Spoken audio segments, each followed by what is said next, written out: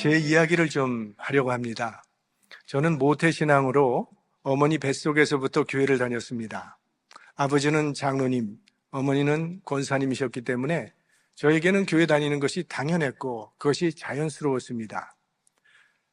저는 교회 유치원을 나왔어요. 그때 반이 둘이었습니다. 비둘기 반과 병아리 반. 무슨 반이었는지는 기억하지 않지만 아무튼 졸업을 했습니다. 그리고 초등학생 시절에는 또 부모를 따라서 주일학교를 다녔고, 또 여름방학만 되면 그 여름 성경학교, 흰 구름이 뭉게뭉게 피는 그 성경학교를 다녔던 기억이 나고요.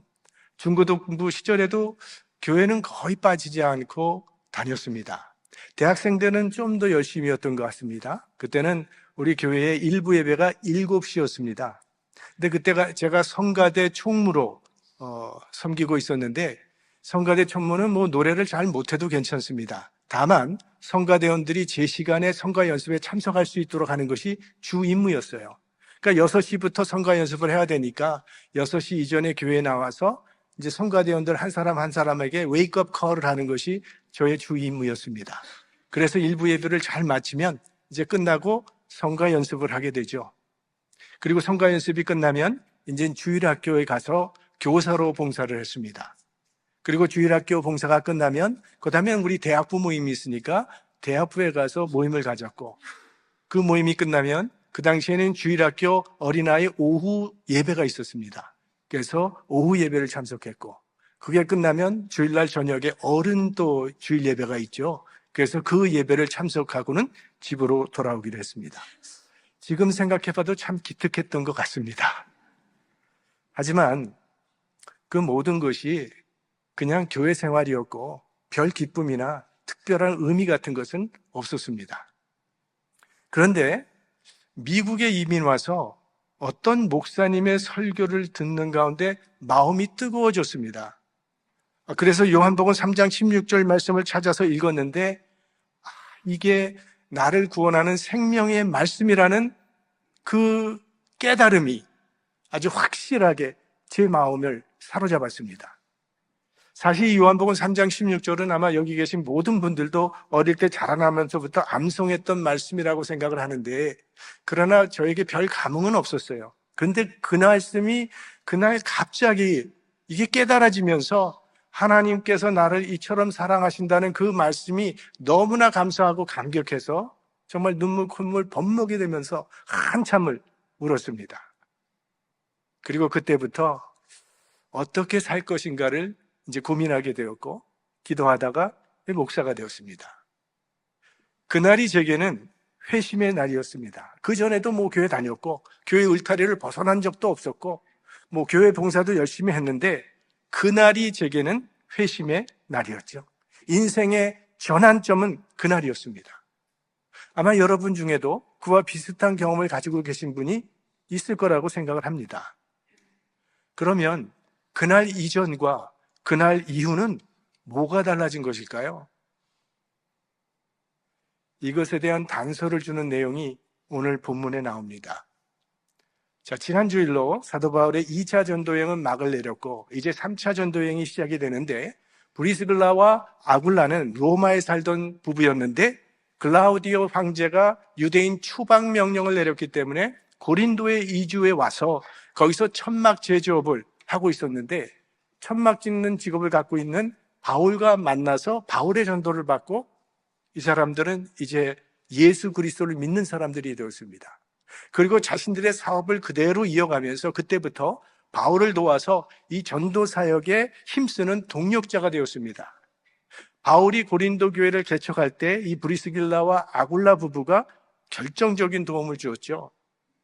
그리고 바울이 이제 고린도를 떠나서 에베소로 갈 때 이 부부들도 바울과 함께 에베소로 이주를 했습니다. 바울은 잠시 에베소에 머물다가 안디옥 교회로 돌아갔고, 브리스길라와 아굴라는 그대로 에베소에 남아 있었습니다. 그 후 바울이 없을 때에 아볼로라고 하는 사람이 에베소를 찾아왔습니다. 오늘 본문 24절과 25절 말씀인데요. 알렉산드리아에서 난 아볼로라 하는 유대인이 에베소에 이르니 이 사람은 학문이 많고 성경에 능한 자라. 그가 일찍 주의 도를 배워 열심으로 예수에 가는 것을 자세히 말하며 가르치나 요한의 세례만 알따름이라. 자, 여기 아볼로가 알렉산드리아에서 태어났다는 것을 밝히는 이유가 있는데, 이 알렉산드리아는 북아프리카에서 아테네, 아덴이라고 불리우는 아주 학구적인 도시였습니다. 이 알렉산드리아에는 아주 유명한 도서관이 있었는데 거기에 책이 50만 권 내지 60만 권이나 있었다고 하니까 요즘도 보통 도서관보다 훨씬 더 큰 그런 도서관을 가지고 있었고, 그리고 알렉산드리아에는 유대인이 당시 한 100만 명이나 살았다고 하니까 이건 엄청난 숫자입니다. 이 유대인들이 디아스포라로 흩어져 살면서 히브리어보다는 이제 헬라어에 익숙해지는 세대들이 늘어나면서 히브리 성경을 읽는데 어려움이 생기게 되었습니다. 그래서 이 히브리어 성경을 그 당시에 사용하는 그리스어로 번역을 할 필요성이 생겼던 거죠. 그래서 유대인의 유명한 학자 70명을 알렉산드리아로 초청을 해서 그들로 하여금 구약 성경을 헬라어로, 그리스어로 번역시키게 했는데, 그래서 나온 성경이 70인역 성경이라고 하는 겁니다. 70명의 학자가 번역을 했기 때문에 70인경 또는 70인역이라고 그렇게 말을 합니다. 영어로는 septuagint이라고 얘기를 하는데, 이 신약시대 당시에 헬라어가 공용어였기 때문에 신약 성경의 저자들도 구약 성경을 인용할 때는 이 성경을 자주 사용을 했고, 초기 교회에서는 아주 널리 알려졌던 성경이고 지금도 이 성경은 대단히 중요하게 여겨지고 있습니다. 자, 이 아볼로는 알렉산드리아 출신이었기 때문에 어려서부터 이 구약 성경을 연구하면서 자란 사람입니다. 근데 본문은 아볼로는 학문이 많고 성경에 능통한 자로서 주의 도를 배워서 예수에 가는 것을 가르쳤다, 이렇게 말하고 있어요. 그러니까 아볼로는 예수님에 관해서 연구를 해서 배워서 안 사람입니다. 그러니까 구약 성경을 연구하면서 메시아를 알게 된 사람이니까 이건 정말 훌륭한 대단한 학자입니다. 그런데 요한의 세례만 알 뿐이었다, 이렇게 말하고 있어요. 자, 이 요한의 세례는 회개의 세례입니다. 죄를 회개하고 메시아를 맞아들일 준비를 하기 위해서 받는 세례가 요한의 세례였다는 거예요. 그런데 아볼로는 아직 요한의 세례에 머물러 있었고 그 세례의 목적인 예수 그리스도에게까지는 이르지 못했으니 그가 전했던 복음은 온전한 복음은 아니었던 거죠. 브리스길라와 아굴라가 아볼로의 설교를 들으면서 뭔가 부족하다는 것을 알았습니다. 이 사람이 아볼로가 예수에 관해서 알기는 알고 있는 것 같은데 가장 중요한 복음적인 요소가 그의 설교에 빠져 있다는 것을 알았던 거죠. 예수님의 십자가와 부활이 빠져 있었던 겁니다. 그래서 아볼로를 따로 불러서 그 사람에게 복음에 대해서 자세히 가르쳐 주었다고 했습니다. 흥미로운 것은요, 아볼로와 비교하면 브리스길라와 아굴라는 이게 상대가 안 되는 사람들입니다. 아볼로는 대학자고 브리스길라와 아굴라는 천막 공장을 운영하고 있는 서민이에요. 오늘날로 말하면 아볼로 같은 사람은요, 신학대학에서 PhD 스튜던트를 가르치는 대학자고, 브리스길라와 아굴라 같은 사람은 그런 걸 공부하지 않은 그저 일반 신자였을 뿐인데, 그렇다면 아볼로가 브리스길라와 아굴라를 가르쳤어야 되는데 반대로 브리스길라와 아굴라 부부가 아볼로를 가르쳤다, 이렇게 말하고 있습니다. 그러니까 지식이 많아야 예수님을 올바로 믿게 되는 것은 아닙니다. 세상이 필요로 하는 것은 더 많은 지식이 아닙니다. 세상이 필요로 하는 것은 예수 그리스도가 나의 죄를 위하여 십자가에 죽으셨고 부활하셨다고 하는 단순한 복음의 메시지예요. 이 단순함 속에 죄의 사함과 영생과 새 생명의 은혜가 들어있는 겁니다. 그걸 브리스길라와 아굴라가 아볼로에게 가르쳤다는 거죠. 우리 한국 기독교 선교 초기에 이런 일이 있었다고 합니다. 그때는 우리 선교사님들이 세례를 주던 그런 시대인데요, 그냥 세례를 주는 게 아니라 세례 문답을 거쳐서 이 사람의 신앙이 확실하면 세례를 주던 그런 때였습니다. 근데 어떤 노인 한 분이 이제 예수님을 믿었어요. 그래서 이제 세례를 받고 싶은데 이 세례 문단만 하면 자꾸 이분이 떨어지는 겁니다. 그러니까 이 선교사님이 보기 안쓰러워서 선생님은 내가 다른 거 묻지 않을 테니까 그냥 사도신경하고 주기도문만 외우세요. 그러면 합격하게 시켜드리겠습니다. 그래서 이 노인분이 열심히 사도신경과 주기도문을 외워서 갔는데 선교사님 앞에 서기만 하면 갑자기 깜깜해지는 거예요. 그래서 2년을 계속 낙제를 한 거예요. 그래서 이제 3년 차가 돼서 이번에는 내가 정말 세례를 받아야 되겠는데 또 세례 문답에서 떨어질 것 같으니까 선교사님에게 말을 했답니다. 선교사님, 저는 어린아이 수준이니까 어른 세례는 그만두고 유아 세례를 주시죠. 네, 결국 세례를 받았습니다. 그렇죠. 사도신경 못 외워도 예수님 믿으면 구원 받습니다. 주기도문 못 외워도 예수 믿으면 구원 받는 거죠. 아볼로는 예수님에 관하여 알았지만 예수님을 인격적으로 알지는 못했어요. 지식으로만 알고 있을 뿐이지 성령의 감동으로 예수를 구세주로 고백하지는 못한 사람이에요. 지금도 예수에 관한 지식은 있는데 성령의 체험이 없는 사람들 있습니다. 미완성 교인이에요. 예수님께서 십자가에 돌아가셨다는 역사적인 사실은 지식만으로도 얼마든지 알 수 있습니다. 하지만 그 역사적인 사실이 신앙적인 사건이 되려면 성령의 역사가 필요합니다. 2000년 전에 일어난 십자가와 부활의 사건을 오늘 나의 삶 가운데 연결시켜 주시는 분이 성령이에요. 하나님의 자녀로 거듭나는 중생의 역사는 성령을 통해서만 가능해지는 것입니다. 브리스길라와 아굴라가 아볼로에게 예수 그리스도의 복음을 자세히 풀어주었기 때문에 아볼로는 온전한 복음을 소유하게 되었죠. 그리고 마음이 뜨거워져서 이제 그런 고린도로 건너가서 이 복음을 전했고 그로 인해서 많은 그리스도인들이 큰 은혜를 입게 되었다고 그렇게 기록하고 있습니다. 자, 아볼로가 요한의 세례만 알았다고 했는데 이제 이어지는 19장에도 비슷한 이야기가 또 나오고 있습니다. 이제 아볼로는 고린도로 건너갔고 바울이 윗지방을 거쳐서 에베소로 오게 되었습니다. 자, 지도를 보시면 이제 3차 전도 여행입니다. 안디옥에서 출발을 해서 그의 고향인 다소를 거쳐 더베, 루스라, 이고니온, 비시디아, 안디옥까지 이거는 바울이 1, 2차 전도 여행 때 개척했던 교회들을 순차적으로 방문했다는 겁니다.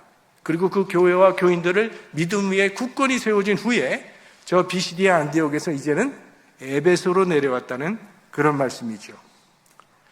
자, 바울이 에베소에서 어떤 제자들을 만나서 그들에게 질문을 던집니다.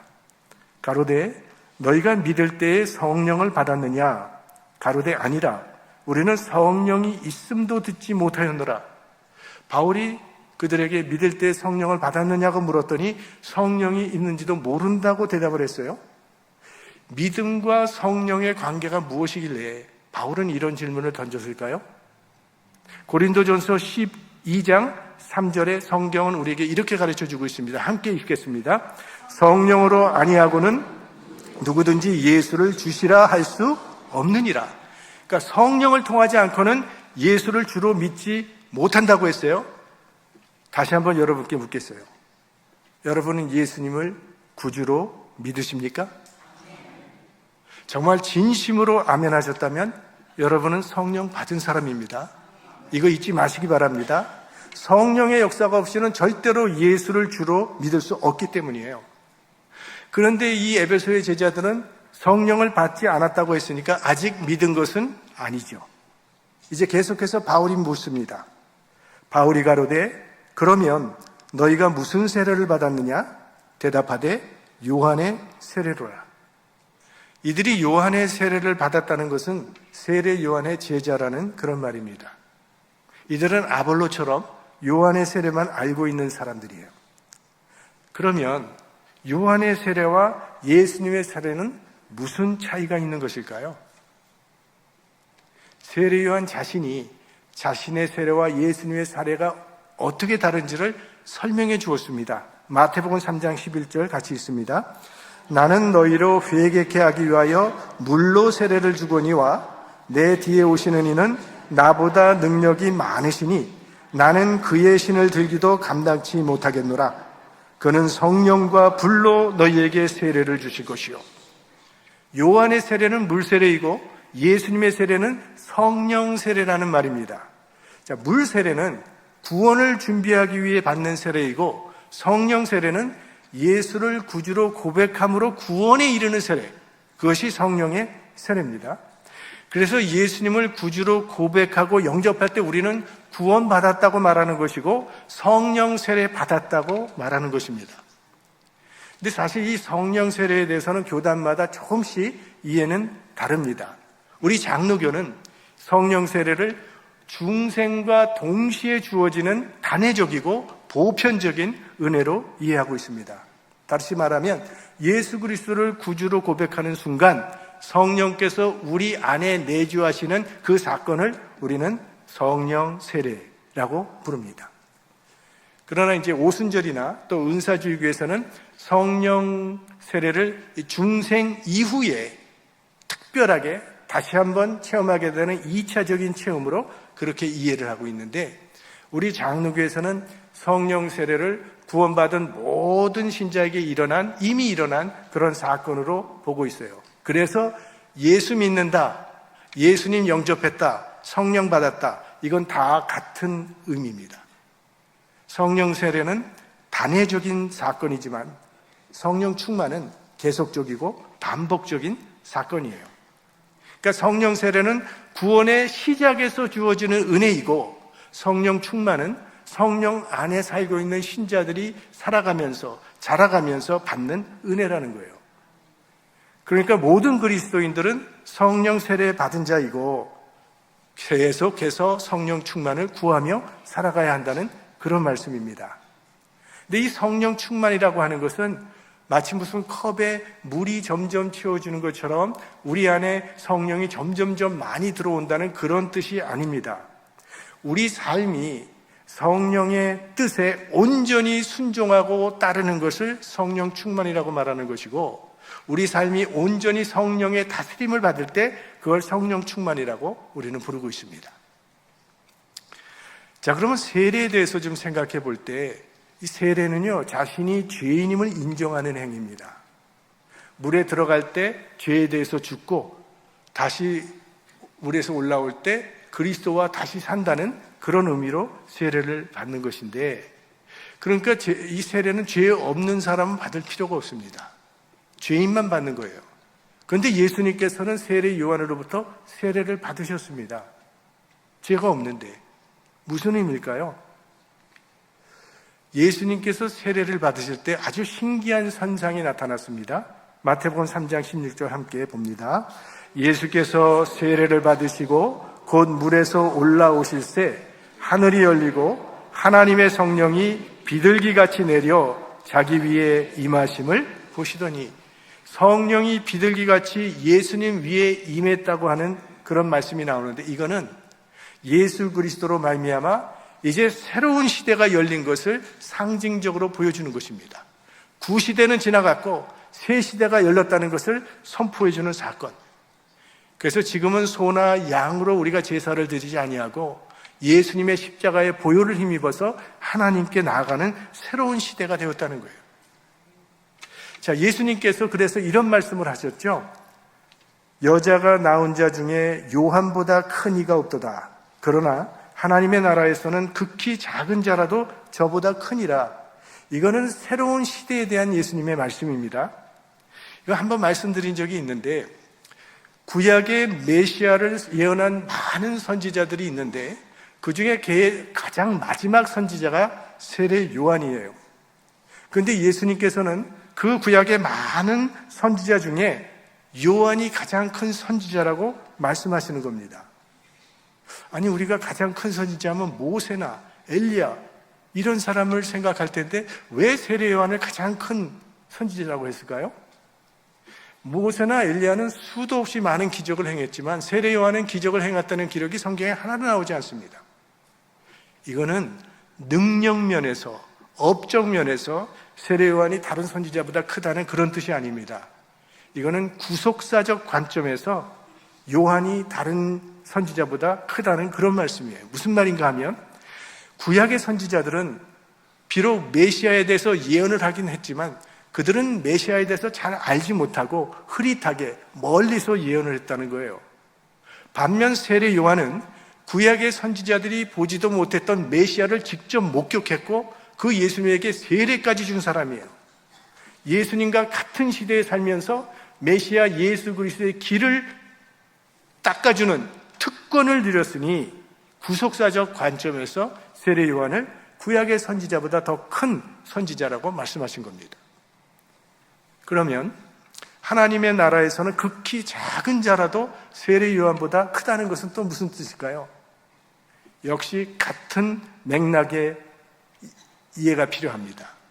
자, 요한은 마지막 선지자라고 했어요. 구약 시대를 마감하는 사람이 세례 요한입니다. 누가복음 16장에 보면 율법과 선지자는 요한의 때까지요. 율법과 선지자는 구약을 말하는 겁니다.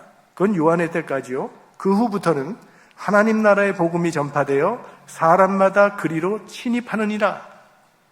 그러니까 구약 시대는 세례 요한에서 끝이 나고 그 후부터는 새 시대가 시작된다는 그런 말씀을 하고 계십니다.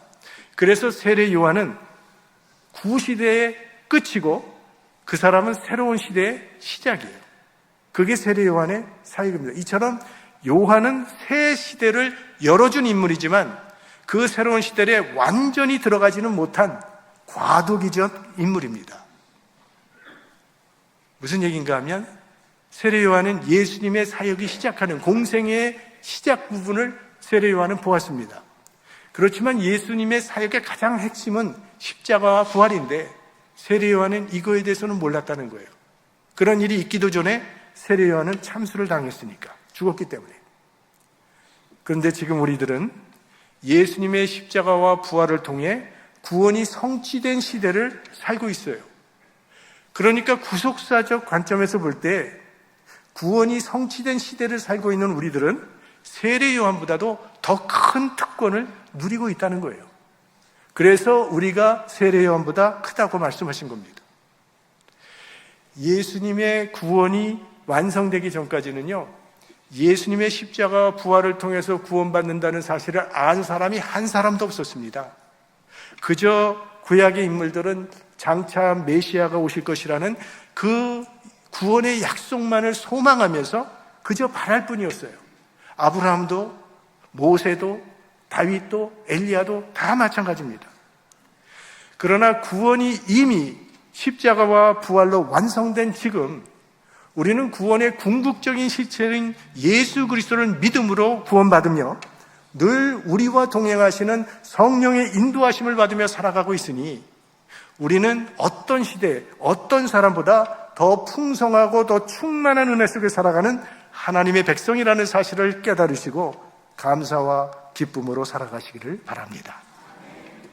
지금 우리가 살고 있는 시대를 성령 시대라고 부르는데 예수 그리스도의 구원의 사건을 우리 삶 속에 적용하는, 성령께서 적용하는 그런 시대라는 그런 말씀이에요. 자, 그래서 바울은 요한의 세례만 알고 있는 이 미완성 교인들에게 세례 요한의 그 세례의 뜻을 설명해 줍니다. 4절 말씀 같이 보겠습니다. 바울이 가로되 요한이 회개의 세례를 베풀며 백성에게 말하되 내 뒤에 오시는 이를 믿으라 하였으니 이는 곧 예수라 하거늘. 바울은 세례 요한이 당신들이 받은 그 세례 요한의 세례를 받았다 그러는데 그 세례 요한이 증거한 이가 바로 예수 그리스도라고 알려주면서 예수를 믿으라고 전했다는 거예요. 그랬더니 그들도 예수의 이름으로 세례를 받게 되었고 사도 바울이 안수를 했더니 오순절 때처럼 성령이 임하시면서 방언과 예언을 하는 역사가 재현되었다고 말하고 있어요. 그러니까 바울이 전한 복음을 통해서 이제 그들도 성령 세례를 받고 온전한 그리스도인이 되었다는 것입니다. 자, 오늘 아볼로나 에베소의 제자들은 지식은 있었지만 성령을 경험하지 못한 미완성 그리스도인들이 교인이었습니다.